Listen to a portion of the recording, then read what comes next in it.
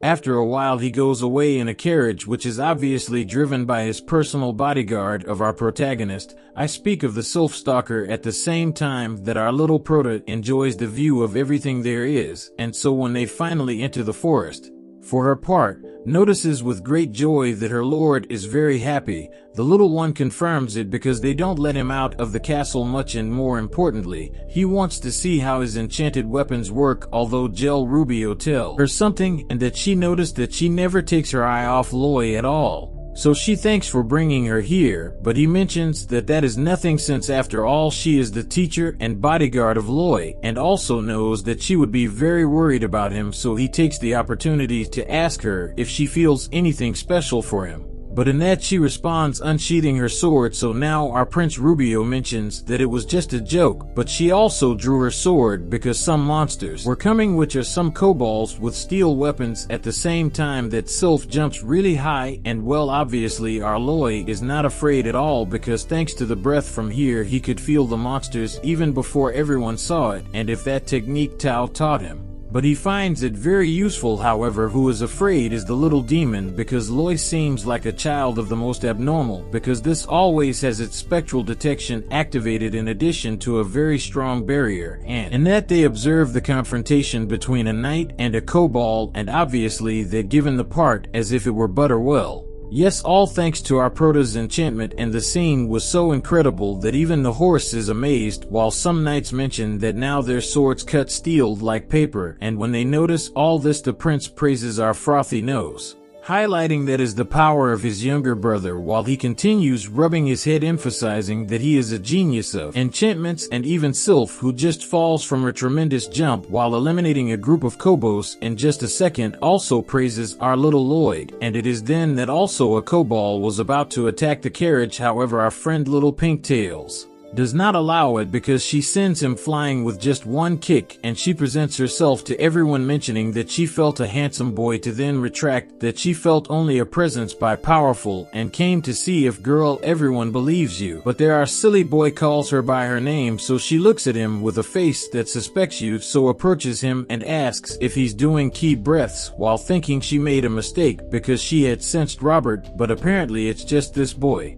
Although what does seem curious is the way he does it, because it's very similar to Robert. And then Sylpha jealousy approaches as she eliminates a monster and tells the pink-haired one to try not to be a nuisance, but above all not to treat Prince Lloyd with so much familiarity. If she wants a fight and is all fired up, highlights to our albino that she should not underestimate Keed, because she herself would have finished off that last kobold, and if there's a nuisance, it's someone else. Yes, with these two, the atmosphere is very tense, so Prince Rubio invites her to go with them to the lake, and there he takes the opportunity to introduce himself to the girl while she apologizes for being so rude, although in her mind, she's also thinking that he's very handsome too, and after that, she starts looking for the handsome boy she sensed, and of course, she says this out loud, so the soldiers, with a tone of disappointment, ask among themselves if that girl can really feel handsome people. At the same time that Suso is now looking for our Lloyd, but he's hiding behind a tent while his little demon mentions that if he starts breathing now, he'll raise more suspicions in her. Our little one knows this, so he plans to rest in the tent until the monster appears, but then Sylpha is waiting for him in his tent, and that really bothers our protagonist, but also the little demon. Loy asks her what she's doing here changing, and she explains that tonight she'll sleep here because while the other soldiers protect Prince Albert, she's the only one protecting our prota. But even though our little one mentions that he'll be fine, the crazy girl traps him between her legs and then proceeds to suffocate him. But unfortunately for both of them, this is seen by the pink-haired one, and Sylpha quickly kicks her out with a knife, mentioning that she felt the presence of someone idiotic here. And well, at that moment, our protagonist also takes the opportunity to escape, and on the other hand, the dirty soldiers celebrate seeing Sylpha in her underwear, and one of them tells her that she's a depraved servant, holding the knife. Sylpha warns her to stop looking lasciviously at Prince Lloyd, and at the same time, our protagonist arrives where his brother, who mentions that he's quite the ladies' man, but to our boy, they seem unbearable already, and being here now with them is worse than being in the castle,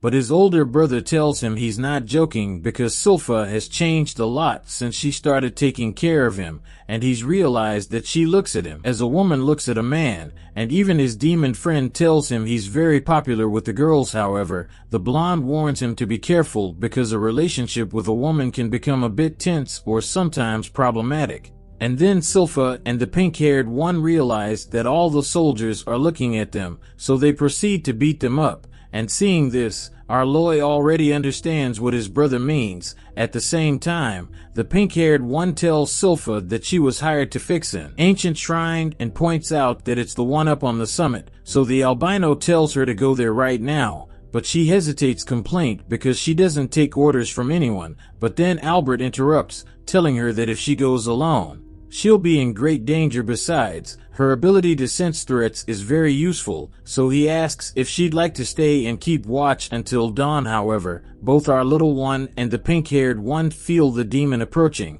which makes an appearance in front of everyone, and quickly all the soldiers recognize it as a beowulf. When this monster is about to kill a soldier, Tao quickly saves him, and at the same time, the little demon recognizes those ruins. The older brother then steps up, reciting a spell that launches a powerful fireball, and with the help of his brother's enchanted sword, his flames become too strong, leaving the monster charred. The crowd of soldiers goes wild, although the humble one mentions that this is the result of the enchantments added by Lloyd, as his magic normally isn't so potent. Hearing this, our little one is just smirking, knowing that the extra enchantment he added worked. The demon friend tells him that there used to be a sealed demon atop that hill.